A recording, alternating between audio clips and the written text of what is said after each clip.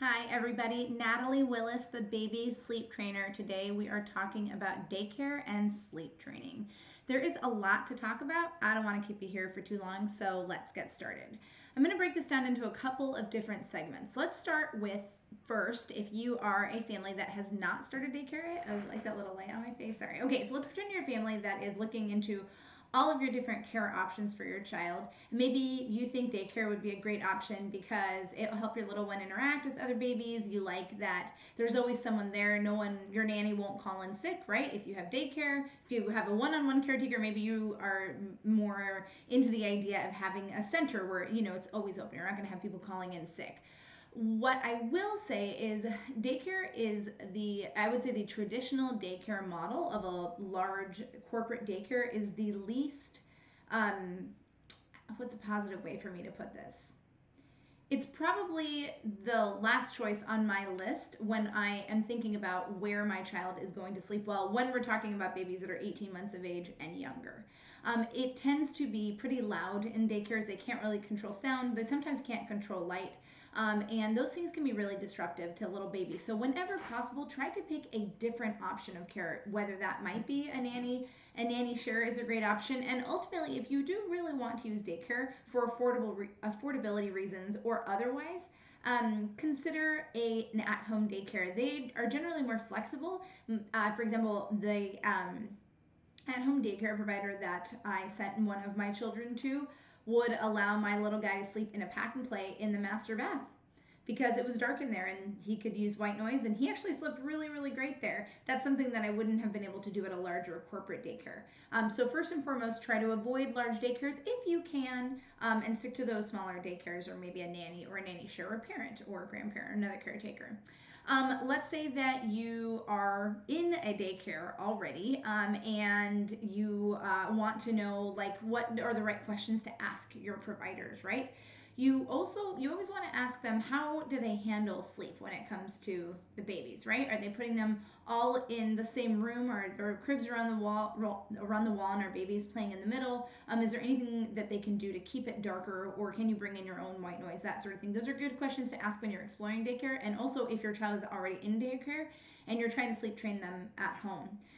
Maybe you already know your child's going to daycare. You have sleep trained them already at home, and now you're going to make that transition, right? Okay. So you've gone in, you've asked them these questions. You said, hey, my little one, really, I can promise you that your child won't be the first one that's ever been sleep trained, right, in their daycare. So you said, well, we just finished sleep training. It's really, important that my child be able to put themselves to sleep independently. How can you help me bridge that gap?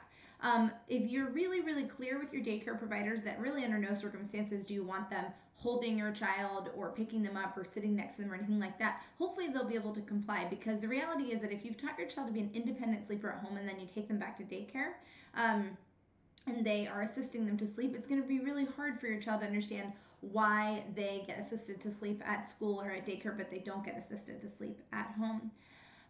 And make sure that if you are currently attending daycare and you want to take kind of a little bit of time and sleep train your baby, but of course they need to go back, I would set aside perhaps maybe 3 days in a row at least to really sleep train successfully. You could potentially try to do it just on, say, starting on a Friday night, keeping baby home all day with no outing Saturday and Sunday, and then taking them back to daycare on Monday. But if you have any other caretaking options, if you have a grandparent that can come, or maybe you can work from home, or even take a sick day or something like that to be home and care for your child and keep them home for the first like 3 or 4, even 5 days of sleep training, they're going to have a much easier time transitioning back. Once again, once you bring your child back to daycare, the one thing you want to emphasize is please, please, please don't help my child fall asleep.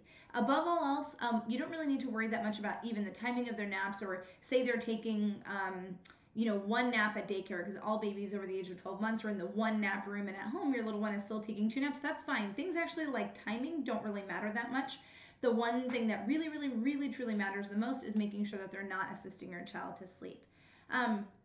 One thing I want to touch on is what to do if daycare won't honor your wishes. And I know that this can be a really sticky subject. If you follow Baby Sleep Trainer on Instagram or here on YouTube, you'll know that I am all about helping women, especially balance their need to work or care for their family or their personal needs and their child's needs as well. And I know that daycare can play a really huge part in that, especially because it does tend to be obviously more affordable than one-on-one care, and sometimes it's the only option for care that families have.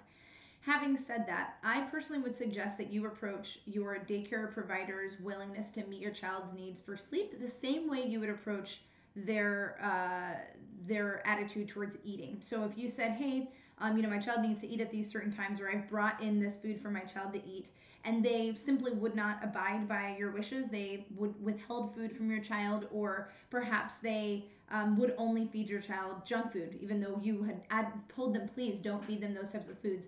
I have a sneaking suspicion that if they were completely disregarding and disrespecting your wishes when it came to their food, you'd probably find a different caretaking option, really, regardless, right? You wouldn't take your child to a place all day where they were withholding food.